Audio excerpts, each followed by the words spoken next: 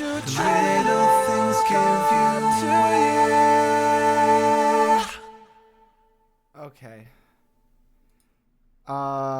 So I got chills from that one.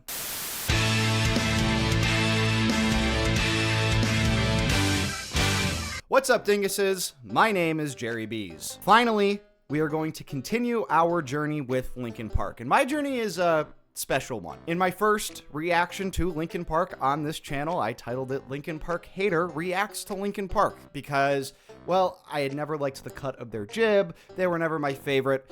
Linkin Park song comes on the radio, I turned it off. Part of what's great about doing reactions is that you can kind of seep in and sit down and really analyze and look at a particular artist or a particular album in a way that you haven't before. Maybe you change your mind or you appreciate them in a way that you hadn't before, and that is very, very, very true for Linkin Park. I found myself looking back on Hybrid Theory and Meteora just having so much fun listening to those projects, despite maybe not being the biggest fan of Mike Shinoda's rapping. But what you guys have done, everybody who's commented on all those videos, and thank you so much for watching, but you guys have kind of explained to me that Mike Shinoda is more of Linkin Park than I think anybody else is, right? We can talk about how nasty the riffs are. We can talk forever and ever and ever about how great Chester's voice is, but when it comes down to it, there really is no Linkin Park without Mike Shinoda. Whether it's how it's produced or, you know, the type of direction each song is going in, where, you know, a lot of them, it's about, I think you can maybe boil it down to, I'm having a bad day, or this person made me feel shitty, but it's how they get there. You know, it's the volley between Mike's rapping and Chester's screaming and all that different kind of shit, which makes me really excited for Minutes to Midnight, the album that we're going to get into today, because I've heard, and you can tell me if this is wrong or right down in the comments below, that they really kind of go in a different direction and change up their sound a little bit here, and I don't know what that means. All I know is that the song at the end of the Transformers movie, I've not listened to yet. So I don't know if that's on this album, I don't know if that's on the next album, or what, I don't care. Although I think it's on this album, right? Yeah, 2007, that's when the Transformers movie came out. So I guess with this album in particular, you know, am I a Linkin Park hater anymore? No, I would even go as far as to say that I kind of like them now. But just knowing that, you know, I think Meteora was a tremendous, tremendous follow-up to Hybrid Theory, and how much success they had off of those two records, and then for them to, maybe are they betting on themselves here? You know, maybe a little bit less critique and direction from the label. I don't know, but I'm very excited to get into it. Before we do get into it, don't forget to like, share, comment, and subscribe. And if you ever want to see me doing one of these silly little reaction streams, go ahead and click one of the links down in the description, and make sure you pay attention to my community tab here on YouTube, where I announce the next time I'm going to react to an album. And beyond that, I also have started to do paid reaction streams where, you know, for a low fee, you can go ahead and send me a song to listen to on stream. And those are some of the most fun that I think we all have here as a community on Twitch. I don't know if I can say that word on YouTube, but you should come and check that out, even if you're just there to kind of watch and find new music. But if you can't make any of my live streams, make sure you go ahead and find the Patreon link down in the description, where for $1 a month, you get full unrequited access to all of my past full album reactions. Without further ado, ladies and gentlemen, the former Linkin Park hater, who kind of likes Linkin Park now, will now listen to Minutes to Midnight. First song, Wake. Ooh, little instrumental, okay.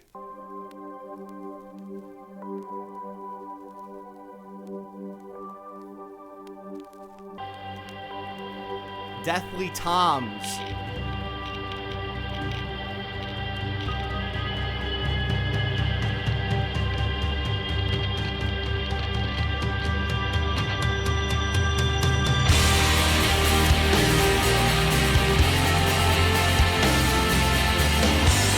Okay.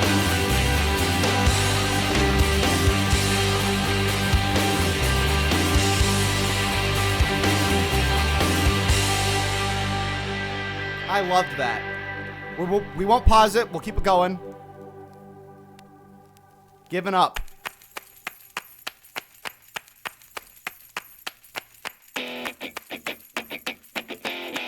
Okay.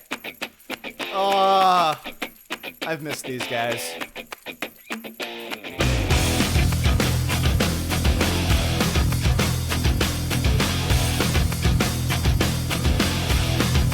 Feels like I'll never leave this place. There's no escape. I'm my own worst enemy. I've given up. I'm sick of feeling.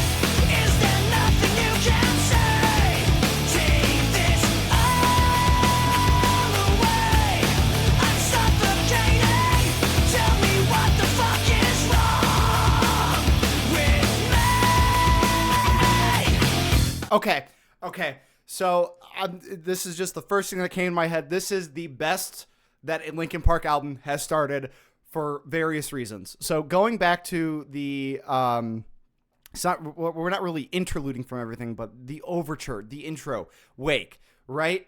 You know, call it Wake, you know, and then even like Imaginal Disc, right? Began the album with just like, hello, you know, it's just a way to start the album. Wake makes sense, right? I see the symbolism there, but the way that kind of just crept up and built, and then they kind of just played on that groove, you know, just like the way that the drums brought it all in, I really liked it. It reminded me of, what the hell is that, the Testament album?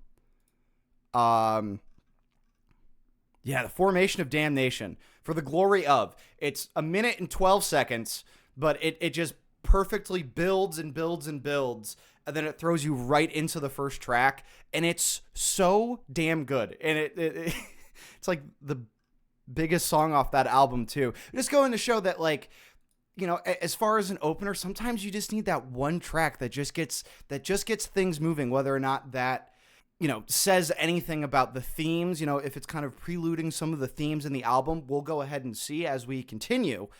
It wasn't like a seamless transition into the second song, but it got me ready, at least. And right into Giving Up here. 1 minute and 9 seconds. They hooked us. They got through the chorus, pre-chorus, all that crap, right? They're starting off with a punk song?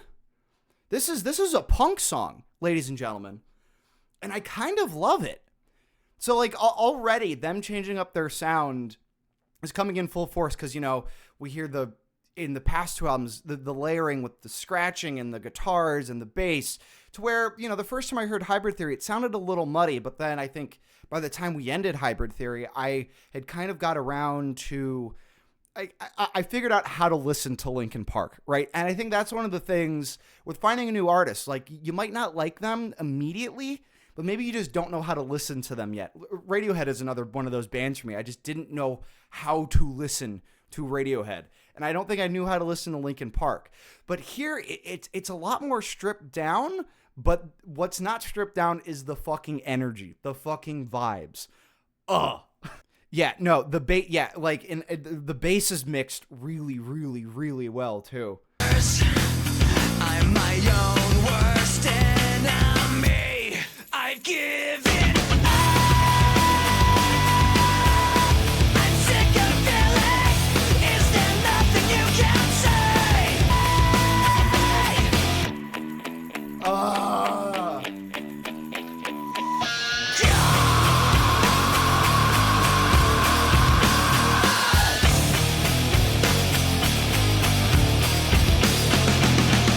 Put me out of my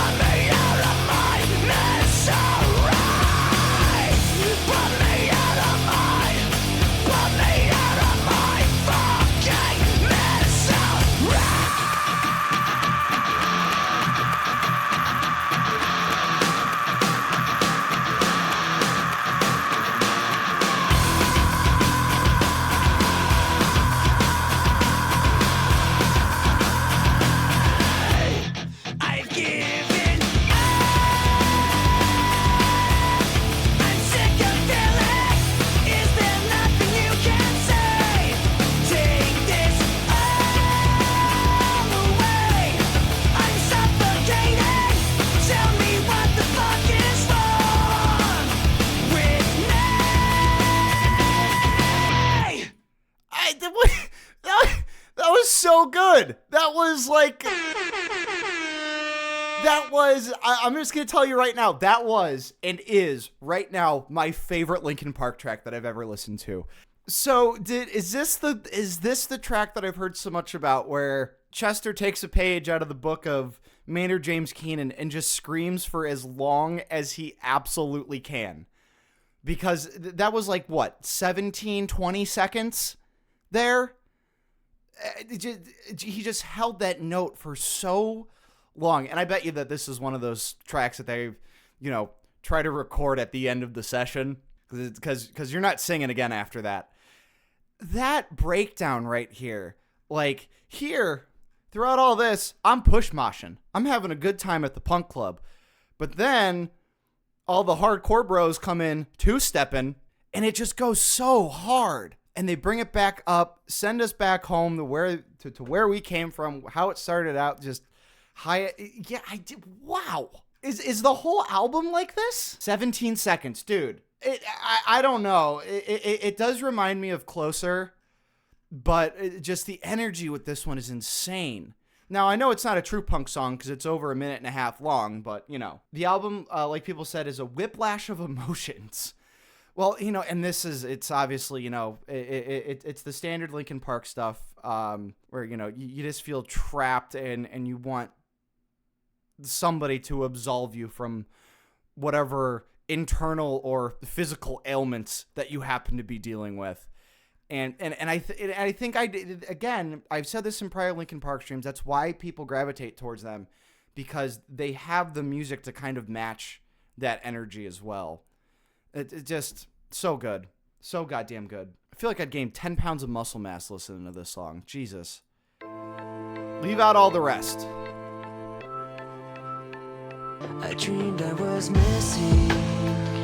You were so scared, but no one would listen, 'cause no one else cared. After my dreaming, I woke with this fear. What am I? When my time comes, forget the one that I've done. Help me leave behind some reasons to be messed. And don't resist. Don't be afraid of taking my beating, of shit that I made.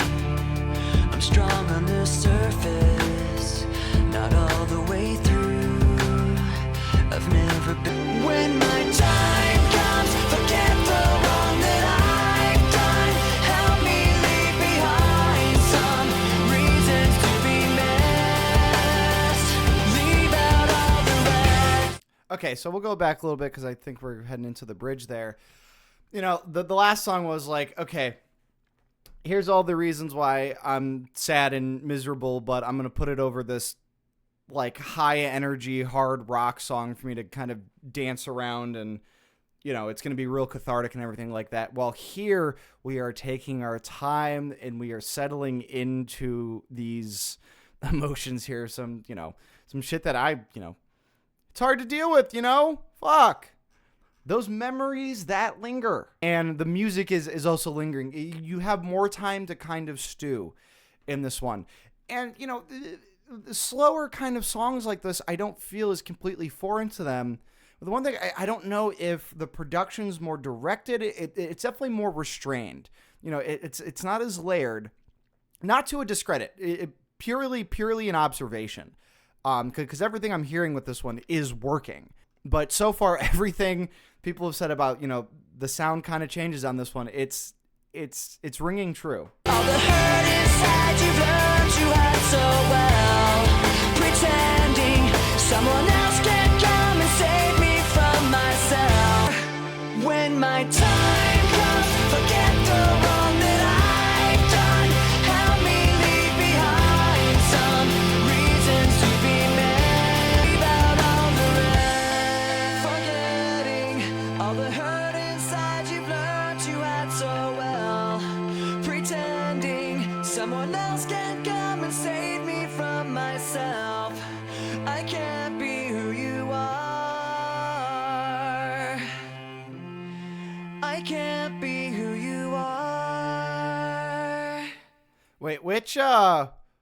which Twilight movie was this in? This was in the first one? I feel like this is way more of a New Moon.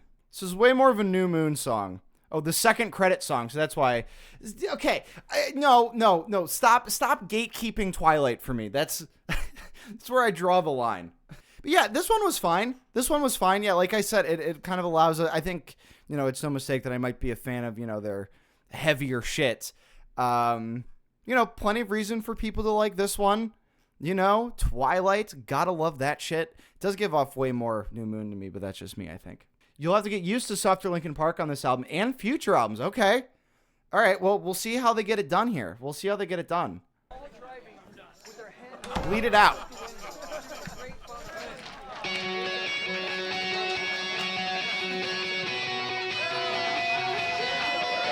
Yeah, here we go for the 100th time. Hand grenade pins in every Mike. line. Throw them up and let something Get shine. it, Mike. Going out of my fucking mind. Filthy mouth, no excuse. Find a new place to hang this noose. String me up from atop these roofs. Knot it tight so I won't get loose. Truth is you can stop and stare. Run myself out and no one cares. Dug the trench out, lay down there with a shovel up out of reach somewhere. Yeah, someone pour it in.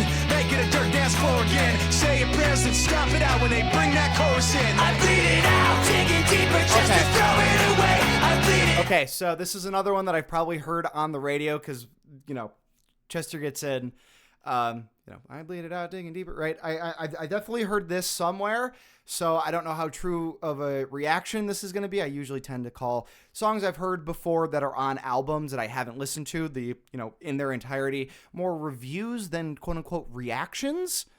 But from what I found with Linkin Park is that, I didn't really allow myself to listen to the song entirely. So, going back all the way to Hybrid Theory with Closer, I didn't know that, Chester just, the shut up, and all that. And the same is already true for here because with all the shit talk that I've had about Mike Shinoda, I'm, so happy to hear him, and he's coming in at 100 miles an hour. So we'll see where this goes. Just to throw it away, I bleed it out. Go, stop the show. Choppy words and a sloppy flow. Shotgun opera, lock and load. Cock it back and then watch it go. Mama help me, I've been cursed. Death is rolling in every verse. Candy paint on his brand new hearse. Can't contain him, he knows he works. Fuck, this hurts, I won't lie. Doesn't matter how hard I try. Half the words don't mean a thing, and I know that I won't be satisfied. So why try ignoring him? Make it dirt dance floor again. Opened up these skies. I'll make you face us. I pulled myself so far. I'll make you face us. No!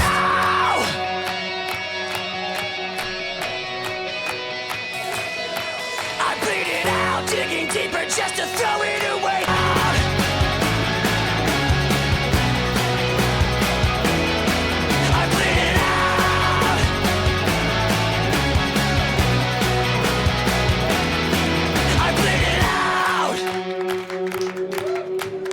You know what? Applause is right. Applause, and I'll even do one of these. Because now that I've listened to enough, and I can say that I've listened to enough Linkin Park at this point, right? Not to say that I'm going to stop doing these because I'll probably do some more Linkin Park reactions, but knowing the differences between the first two projects and now this one, between this and Given Up, the instrumentation is just so much closer to punk rock now, which is something that I've spent a lot of time in, right? I love me some punk rock, but they're able to seamlessly still make this a Linkin Park song with Mike coming in. I think I probably come around on Mike Shinoda full stop, just because you could probably play this video back. I think I just light up when I hear Mike come in, and it's a short song. It's under 3 minutes. It's a quick in and out, but they're not really dropping their guitars here, and just Chester is insane. I just gotta keep saying it. I think if you're a big screamo fan, and I like my screamo here and there, right? I wouldn't say it's my daily driver kind of stuff, but there's a lot of great shit. You know, a lot of tons of great artists, and you kind of figure out how to listen to screaming, and, you know, because I think to the untrained ear, it probably all just sounds the same. Get them into Linkin Park first. I think these are the training wheels you need to get into like screamo. And I couldn't be happier. I at least I wouldn't be any happier if this was a band that kind of got me into like listening to screaming. I'm annoyed by the fucking guitar loop. Well, that's what I'm saying. Like like their brighter kind of sounds. See, this is like it's more polished production, but it's more stripped down too. And I think I can say that yes, isolated. Maybe this, you know, I could see how that could probably be a little annoying. But right now, it's just seeing the progression of this band and how they're laying down their ideas. Ideas as far as musical ideas, and, you know, the lyrical ones too. I mean, they haven't strayed for that. You know, just, you know, they just talk so much about ideation. This is, it seems as though, I think if you spend enough time with these guys, or if you were around, you know, when they were big, and, you know, you had struggles with that before, these guys are your best friends. Like, they fucking get it. I'm digging it so far. Shadow of the Day.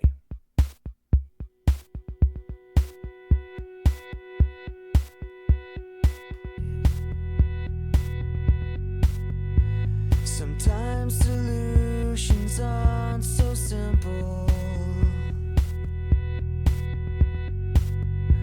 Sometimes goodbye's the only way. Oh, and the soul will embrace the world in gray, and the sun will set for you. Okay, so before we get into this any further, the melody that he's singing on is like not a Linkin Park standard. I don't know. It's not to say that Chester doesn't like have a melodic voice, but I don't think there's been a ton of area for it to really delve into that. And here it's very apparent over the electro beats here. Yeah, and it's obviously easing us into something, whether or not it's just a continuation of this like theme that they have, and it, you know, they just throw some shit on top of it or whatever. But okay, just keep cooking. It's a great restaurant. Sometimes beginnings aren't so simple. Sometimes goodbye's the only way. Oh, and the sun will set for you. The sun will set for you. And the shadow of the day will embrace the world in gray, and the sun will set for you. Okay, so I do like this, and I like that they're trying this kind of sound, but it really does seem like they went, hey, how do we do a Coldplay song? How do we fit Coldplay into Linkin Park? And the band was like, well, we'll work on it. And you get this, and I like Coldplay, right? I'm just saying that it talk about changing up your sound, man. And this is definitely something foreign to me. Coldplay but threatening. I think that's a good way to put it. Coldplay. This is a Coldplay song.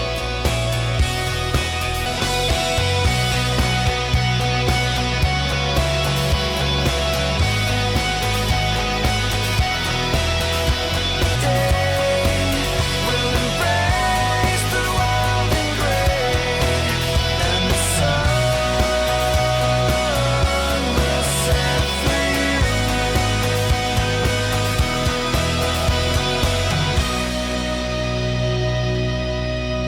Y'all, this was like low-key beautiful. This one's like low-key beautiful, everybody. This one's just beautiful.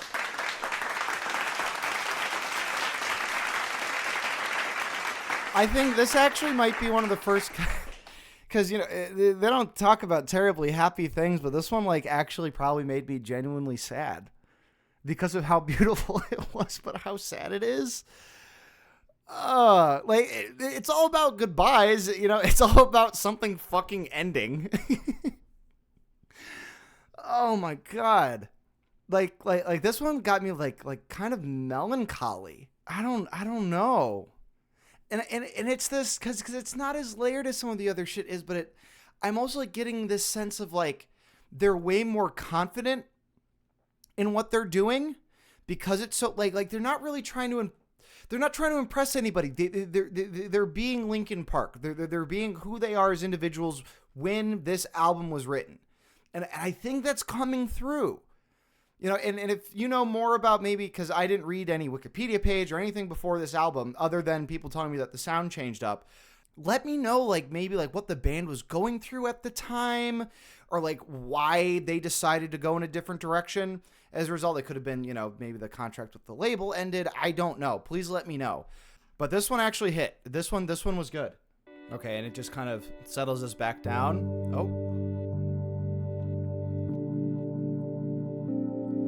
Is this going to transition us into the next song? Ooh. The panning. Really subtle, but works really well. That feels so nice in my head.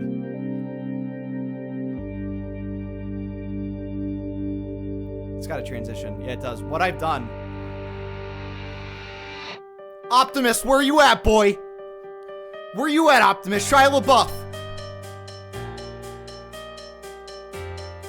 Megan Fox getting a paycheck. John Turturro. John Voight. Liam Neeson, didn't he do the Optimus voice?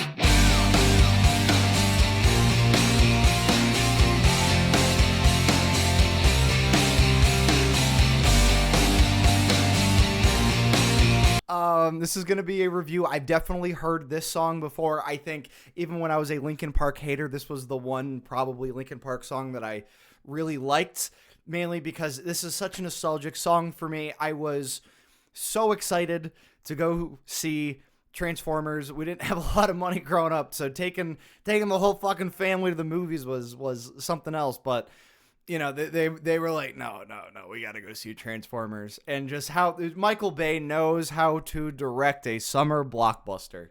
God damn. So yeah, sorry if I haven't really been talking about, you know, maybe the song in and of itself, but I think that speaks to a lot of us. We all like songs for different reasons. The reason why I like this song is because it made my 9-year-old ass so happy. I got goosebumps when fucking, you know, Optimus is just staring into the fucking sunset, or however that movie ends. I don't know if it's the jet that flies into space. I don't know if it was that one. Whatever it is, I had like goosebumps when this song popped on at the end of that fucking movie. And it's just so good. It is so good. Let's keep rolling on this one.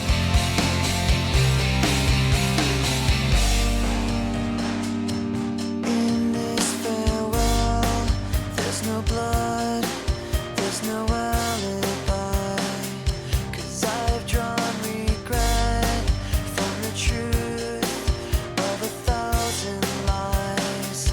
So let mercy come and wash away what I've done. I'll face myself to cross out, but to Okay, so another thing, and I like where this song is on the album. I think the transition from that last song into this song was fucking perfect. It's really, really good. I like how so far this album is, it's just like all of the rest of the Linkin Park albums. Their song placement on the album for pacing is just terrific. I haven't said this yet, and I've been meaning to say it in this album. I think more so than the other albums, the piano is really their secret weapon. And I've mentioned the piano in their other albums, but it's something about the piano in the background. And with this one, you know, as we fall back into the verse, the piano gets front stage a little bit more, but it's there the entire time. And just how they figure, like, especially on the first two albums. Like, okay, hard fucking riffs. We're going to drop it really fucking hard. Chester's going to fucking scream. That piano was there. You know, I'm just thinking of the Peanuts, right? They're just cooking it up on the keys, right? Tickling the... And I think because so far this album's a little bit more toned down as far as maybe overall energy is concerned. The piano's still there, but I think it's doing a lot for me. We'll give one of these to Mike on the piano. He ain't Liberace, but it don't have to be. While I clean this slate with the hands of uncertainty, so let mercy come and wash away what I've done. I'll face myself to cross out what I've become, erase myself, start again, and whatever pain may come, today this ends. I'm forgiving what I've done. I'll face myself to cross out what Sorry, I don't have like full on goosebumps, but they started coming back up. I thought about watching Transformers again. That drop is just so nice, and the drums are so tight on this song. The drums are so fucking tight on this song.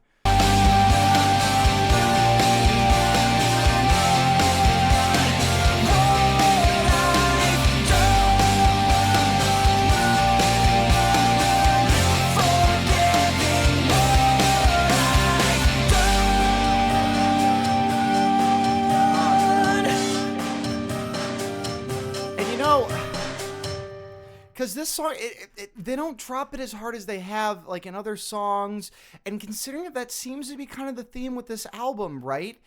They're not going completely balls to the wall. Obviously, this song's a little bit more high energy.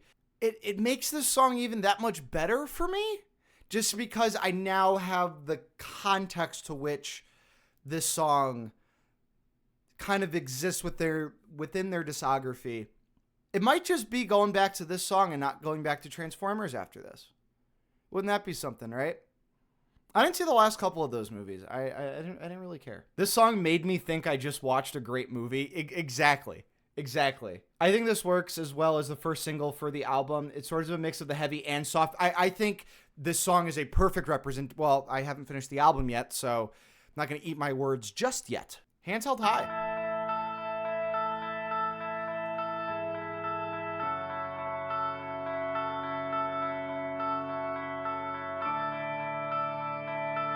Feel it in your chest, the syllables get pumping. People on the street get panic and start running. Words on loose leaf sheet, complete coming. I jump on my mind, I summon the rhyme, I'm dumping. Healing the blind, I promise to let the sun in. Sick of the dark ways, we march to the drumming. Jump when they tell us that they want to see jumping. Fuck that, I want to see some fist pumping. Risk something, take back what's yours. Say something that you know they might attack you for. Cause I'm sick of being treated like I have before. Like a stupid standing for what I'm standing for. Like this war's really just a different brand of war. Like it doesn't cater to rich and abandon poor. Like they understand you in the back of the jet when you can't put gas in your tank. These fuckers are laughing away to the bank and cashing a check, asking you to have compassion and have some respect for a leader so nervous in an obvious way, stuttering and mumbling for nightly news to replay, and the rest of the world watching at the end of the day in their living room laughing like, what did he say? This is about Bush. This is about fucking Bush, dude. Yeah. We need Mike to come in, dude. We need Mike back. We need Mike in 2024. Yeah, it took me a second to go like, okay, is this about like, you know, because I heard okay, is this going to be a commentary on the military? Which it is, I think. But yeah, why you can't put gas and take these fuckers laughing all the way to the bank, cashing their checks. But right here, stuttering and mumbling for nightly news to replay. Nervous in an obvious way. Not to get political. Say what you will about Bush. And I certainly will say what I want to about Bush. But in 2016, when he was at Trump's inauguration and his like rain poncho went above his head and he just like flashed it back down and he was just laughing about it, I was like, I wish I had that simple of a mind. Maybe I do. Maybe actually I do, because I could relate to George Bush in that way. I was like, this is just a guy. This is just a guy who bungled the goddamn war. That's just what it was. And, you know, forgot that Louisiana was a state. And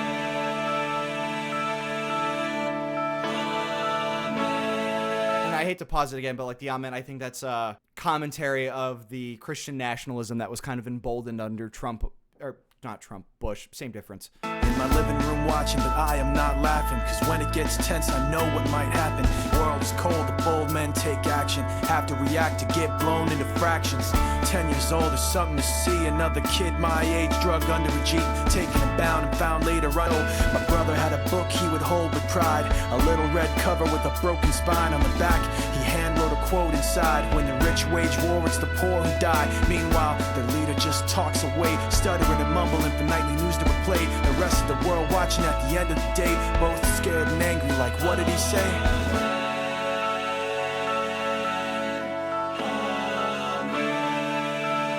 To swallow you with hands held high into the sky so blue, the ocean opens out. To swallow you with hands held high into the sky so blue, the ocean opens out. To swallow you with hands held high into the sky so blue, the ocean opens out. To swallow you with hands held high into the sky so blue, the ocean opens out. To swallow you. It's another one, folks. It's another one. And not only because, you know, I may or may not agree with this politically, but I don't, and this could be a fault of my own for if they have outwardly put like a lot of like social commentary into one particular song. At least I can't recall one, but this one, it's slower, which fits the theme of the album, but it's not just a Chester slower, it's a Mike slower. And I'm actually, something about this one, I don't know if it's what he's rapping about or how he's rapping on it, but this one works a ton for me. Just in the way that they're doing it. Not, I think for me, and it could be different for you, right? You know, I think the message works for me here, but it's also how they're getting it done. I hadn't heard another one like this before. Charlotte says, let's go Macklemore. And actually, you know, and that's actually a fair point, because Macklemore is very apparent. I'm like, okay, this is, you know, whether it's gay rights or whether it's our openness to blind consumerism or things like that, right? Where Macklemore's not very subtle about it. And they're a little less subtle here, I'd argue, but it works in about the same way. If Macklemore is something that works for you, you know, if that's something that you like as a one-off song, it's completely fine. But like on the album, and especially in the time it was written, this one hits. This one hits. No more sorrow. None of it. We will not be taking sorrow ever again.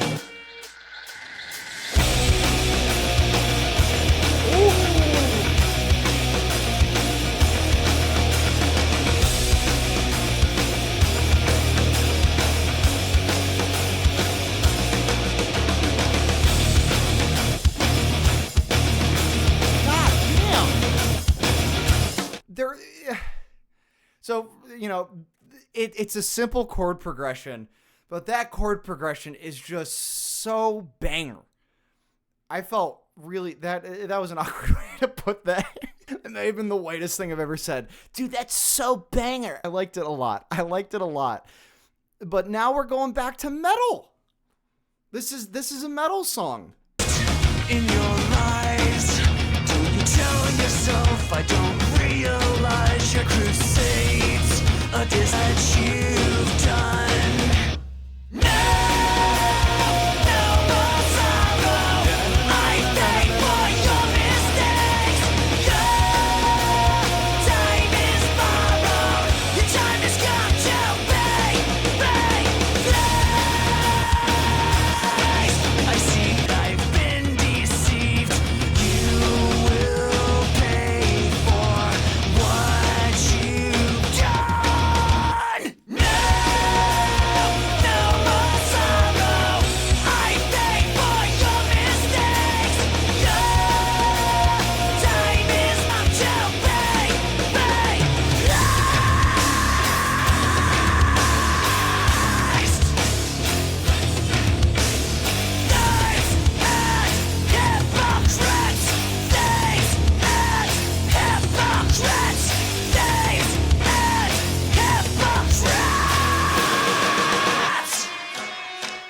Okay, so I see what some of the chat was saying about how this is like Whiplash the album, because I was not because this is like they just go like halftime here when they bring back the main riff, but it's slower. Like what the fuck? And then obviously again placement, song placement. This song about the Bush administration, hard, heavy, in your face, coming after a song about the Bush administration that was a little bit more introspective. Mike heavy. Dude, what the fuck? You know, and I was getting some comments about, you know, people saying like, well, you just listen to the two best Linkin Park records, you might as well not even go on. I'm glad I'm here listening to this, knowing how exactly they changed up their sound. And like I said, maybe they were picking up some pieces of social commentary that I didn't pick up on previously. I think that just gives me more reason to listen to the first two projects a little bit more closely then. Remember what I was saying about how I feel like this is like them being way more confident? You know, I feel like they operate in this arena of, you know, let's delve into the unsavory sides of the human condition, right?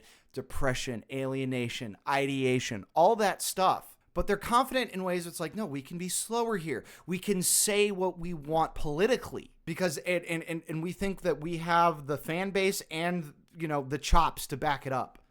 God fucking damn it. Ignore those saying Linkin Park sucks after Meteora. This doesn't suck. If anything, I think there's way more to grab out of this album so far than the other two. And that's not even to say that there isn't anything to grab out of the first two albums.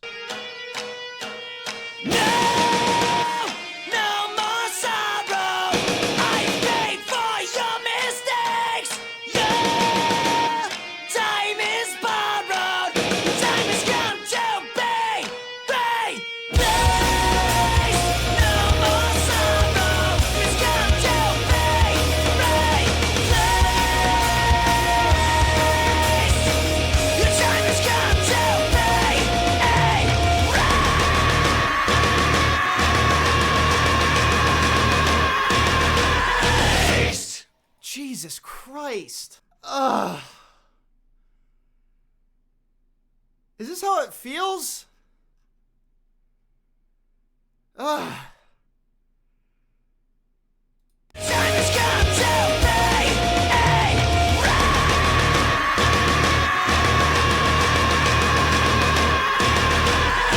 price.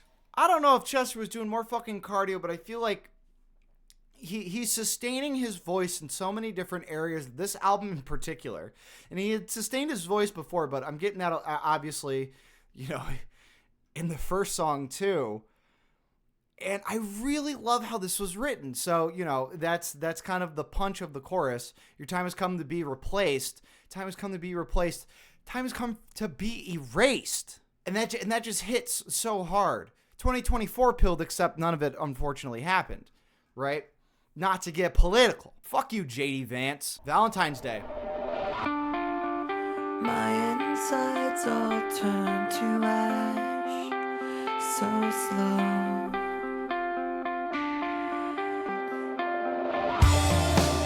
A black wind took them away from sight,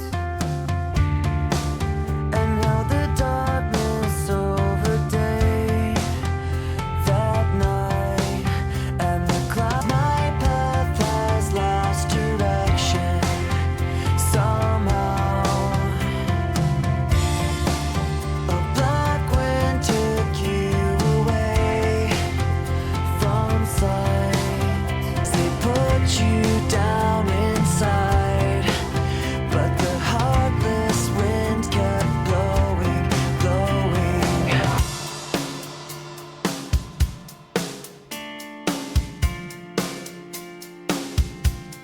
How the fuck drum's gonna make me sad? I don't know what I think it's because just the music itself sounds sadder. I'm so much more sad listening to this album than the other ones, and they've all been sad. I think the other ones have been I'm angry because I'm sad, and this one is I'm sad because I'm sad, or maybe it's I'm sad because I'm angry. Ooh. Jason says this is about the death of Chester's dad on Valentine's Day. Okay. So, I mean, he talks a lot about loss and personal loss in his songs. I was kind of waiting for somebody to say something about that. So Jason, thank you very much. Kind of throws it down into some context here. So this is, I guess, Linkin Park's When September Ends kind of a deal. On a Valentine's Day. On a Valentine's Day. On a Valentine's Day. On a Valentine's Day. On a Valentine's Day. On a Valentine's Day. My heart has lost. On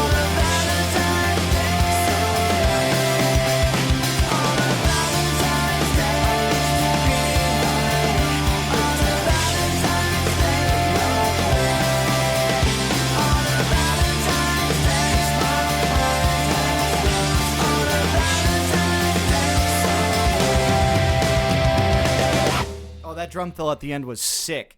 No, this is actually, if anybody was here for my Taylor Swift streams, if you aren't there for those, you should come hang out. We listened to Folklore, and in Folklore, there were some songs, and it's not just that album, and I think this is a broader commentary on some other songs by some other artists here, but where the artist says, this song is about X, but I think, there's a couple songs within Folklore where, Taylor may have said that this song was about X, but it was written in such a way to where you could put your own meaning there, and I think this song, Valentine's Day, fits into that really, really, really good. Because you could take this as like, okay, I'm lonely on a Valentine's Day. I don't got my boo. I don't got my bae. I don't got my thing.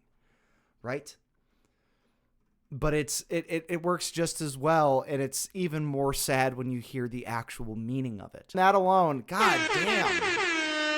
I forgot to give an air horn to the last song too, so there you go. What the fuck is this album, dude? In Between. Is this one I've heard before? This might be one I've heard before. I don't know yet. I got caught up in between. Let me apologize to begin with. I don't think I've heard this. Let me apologize for what I'm about to say. But trying to be someone else was harder than it seemed. And somehow I got caught up in between my pride and my promise. The only thing that's worse than one is none. The only thing that's worse than one is none. So, before this song started, somebody in the chat did say that this one's weird. I don't know if it is weird. I was going to say it's not weird, but it is weird just because it's Mike. And so, I can only imagine, and I know that, Mike, at least on the prior two albums, was responsible for a lot of the songwriting, and the team of him and Chester. Sonically, it fits in. This isn't out of the ordinary for anything that we've listened to on this album so far. Yeah, I don't have too many other things to say.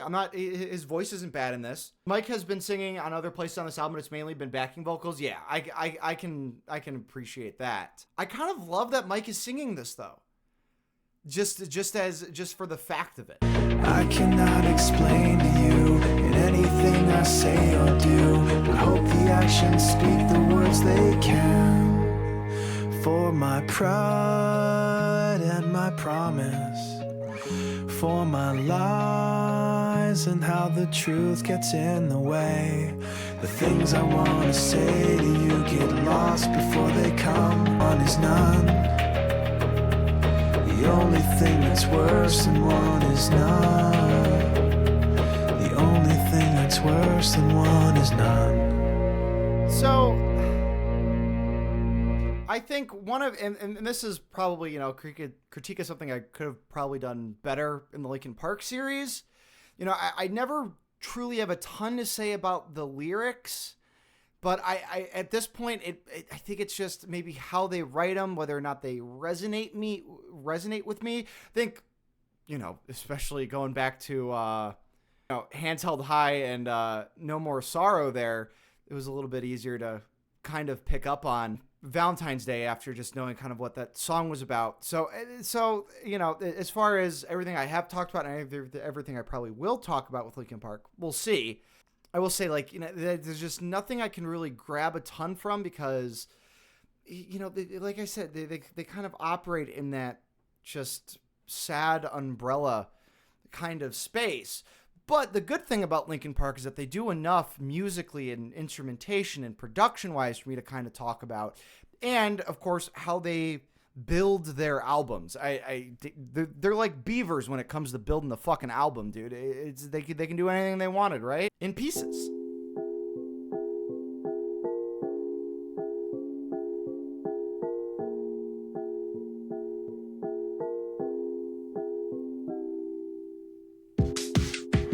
Telling me to go, but hands beg me to stay.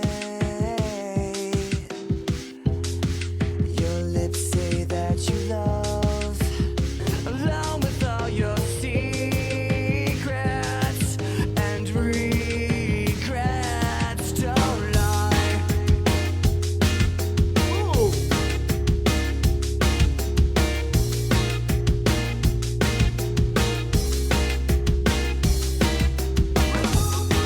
You promised me the sky, then tossed me like a stone. You wrapped me in your arms and chill me to the bone. There's truth in your lies, doubt in your faith. All I've got's what you didn't take. So I won't be the one to leave this in pieces. And you will be alone with all your secrets and regrets. Don't lie. So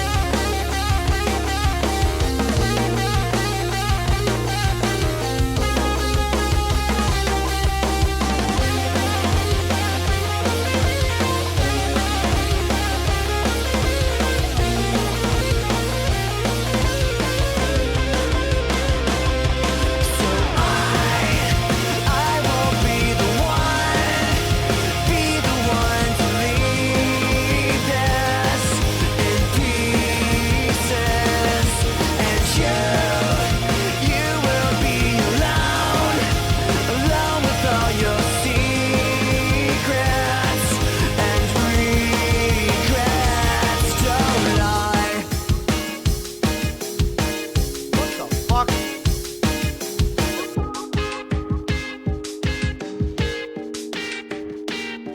This was so close to being a ska song. This song was like one big build, and I thought it was just gonna fucking hit me. But that's like the thing that I've really caught on with this album.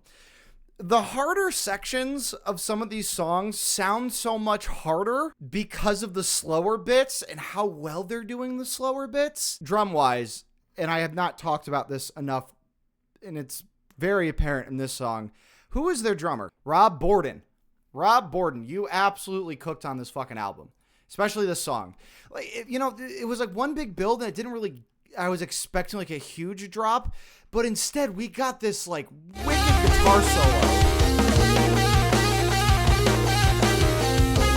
Right? So they're not leaving their metal roots behind, even though it doesn't have the most overdrive or the most distortion or anything like that, Hey, maybe you're a fuzz pedal guy. I don't know. Yeah, this one, honestly, if there's a weird song, it might be this one. It threw me off of pace, but it's almost like they were kind of building, knowing that we'd be expecting a huge drop, and we never really got one. Okay, so folks, that was the second to last song. God, again, these albums are just paced so goddamn well. Second to last song. At the end of the second to last song, I usually kind of do a recap of the album as a whole as a way to kind of pump up the last song on the album in its entirety, to see if I eat my own words more than I already do. Like, to think that they cooked so much on the two albums before and how heavy hitting they were and how they were just brilliantly able to talk about the subject matter that they talked about in a way that resonated with people, in a way that you could still just fucking punch a wall to, or like run a fucking marathon, or just pump iron, or whatever the fuck, whatever else I've said that you can do while listening to Linkin Park. I think there's way more depth to this album than in past albums, which is saying a lot because there's way more production shit going on in the first two albums. But this one, it's so much more dynamic in the sounds. You know, they still made it sound like Linkin Park. I don't think that they did anything on this album differently that was out of their wheelhouse, in a way that another band may have changed up their sound and gone, okay, well, you kind of you fell flat on your face there. I don't think they did that at all. I don't think maybe the slower songs are going to be my favorite Linkin Park songs, but as listening to an album, I think this one might be the best listen. This is why they're my favorite band. They experiment all the time and change their sound all the time. I still miss the scratches, though. The scratches have been missed. Yeah, I don't know how much Mr. Hahn got to cook on this. I'd have to see how involved he was. Actually, no. You let me know down in the comments how involved Mr. Hahn was on this project. I don't know what he was doing. Maybe helping Mike out with the keys or something, but they gave us more Linkin Park that we hadn't seen before. You know, and I think whether or not that works for you, that's always an exciting thing if this is your favorite band. Mike singing a slow song. Them doing more punk rock sounding shit to where it's more stripped down, but it's still Linkin Park. This one's great, guys. After listening to a Linkin Park album, I don't think I've been excited, like as excited as I am just to know that I listened to this. Really, really, really well done. All right, we will get into the last song here, The Little Things You Give Away. Longest song, so this is 6 minutes and 23 seconds. This is their Odyssey, folks. Ending out the album. This final track is the one about Hurricane Katrina, and it's probably the best song on the album in my opinion. Okay, well, we'll see how well that resonates.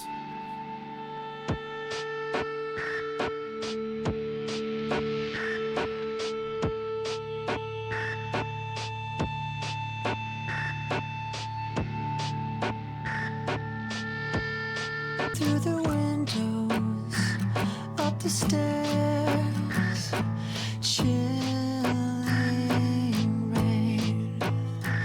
like an ocean everywhere.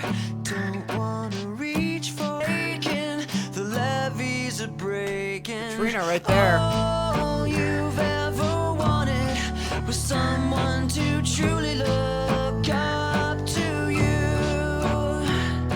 And 6 feet underwater, I do. So just immediately, I am loving the lower tuned acoustic guitar to start this song. Again, it's not something typically you associate with Linkin Park. They're carrying on with the idea that, you know, you thought you knew Linkin Park before, but you really don't know fucking anything.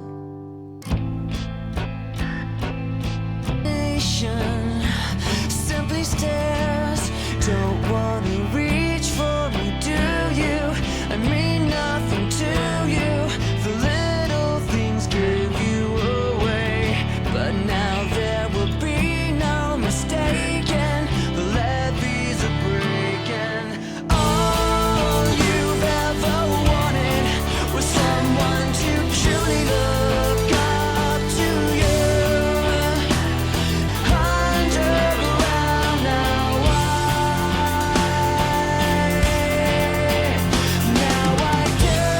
Okay, so just pause it there. We'll go back a couple seconds just because I know that we're probably about to head into a new movement of the song here. This just, you know, if you followed any of the news about Hurricane Katrina as the nation stares, don't want to reach for me, do you? I mean nothing to you. The little things give you away.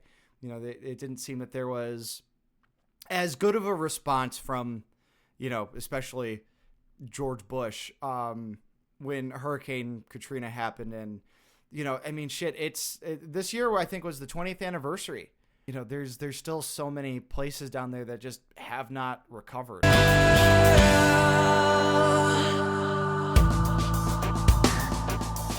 The fucking drummer, I know I just paused it after starting it up again, but like, what the hell? Like, I don't even know what fucking time signature that's in. Like, they're just like, dude, Rob, just cook. What do you want me to cook? Something that tastes good. Okay, and you get...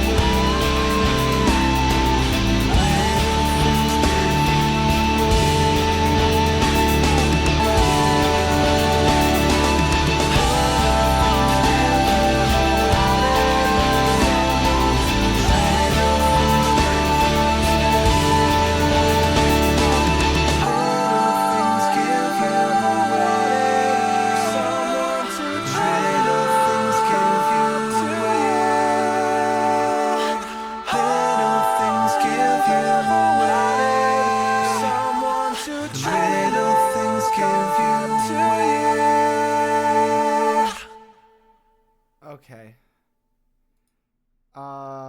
So I got chills from that one. Yeah, I'm like kind of flushed with chills at the moment. Okay, so the vocal layering at the end of this song on top of the drums was it was so pretty. This album's so pretty. Like, everything from the guitar solo on is just like Layer City. But unlike, how I maybe first critiqued Hybrid Theory was like, yeah, it, like, the production felt a little crowded, maybe a little muddy sounding. This was crystal fucking clear. Just a beautiful song. Just a beautiful, beautiful fucking song. And they needed every bit of 6 minutes and 23 seconds out of this. Every single bit out of it. When you think about it, it's a perfect tease for 1,000 Suns. It's gotta be.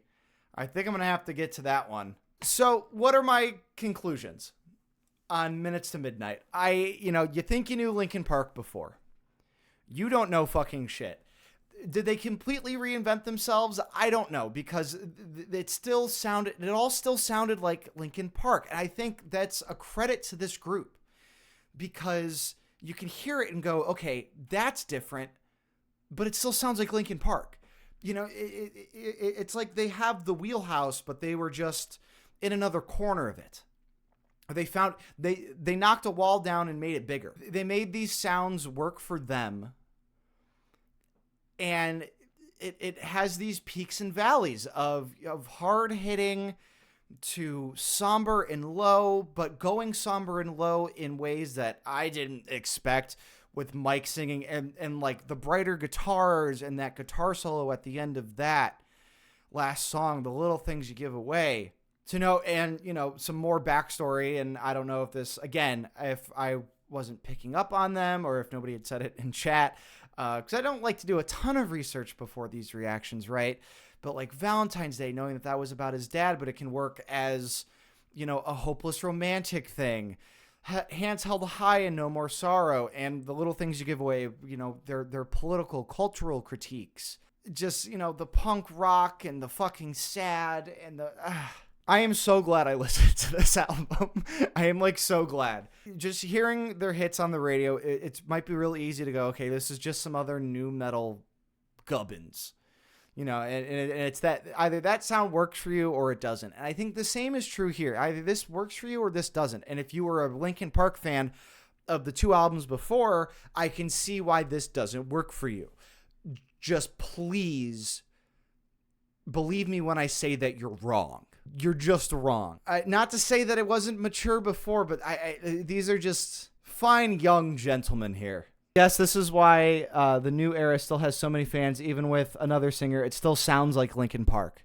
As well as the first 2 albums were constructed, and they might have quote-unquote better songs or songs that you prefer to listen to, I think this is the best Linkin Park album so far. Kind of a touchy subject around here on this channel, whether or not I say like something's like objectively good or bad. I think most of the time it's just whether or not did I like it more than X or Y kind of a deal. And I think as an album, this one works the best. Although I don't know. I don't know. You tell me. What did you think? If you want me to listen to other heavier rock or metal or new metal that I've missed from the early 2000s, please let me know down in the comments and I can get to reacting to them at some point. That said, I've been Jerry Bees. You've been awesome. Take it easy. Diggity dog. Diggity dog.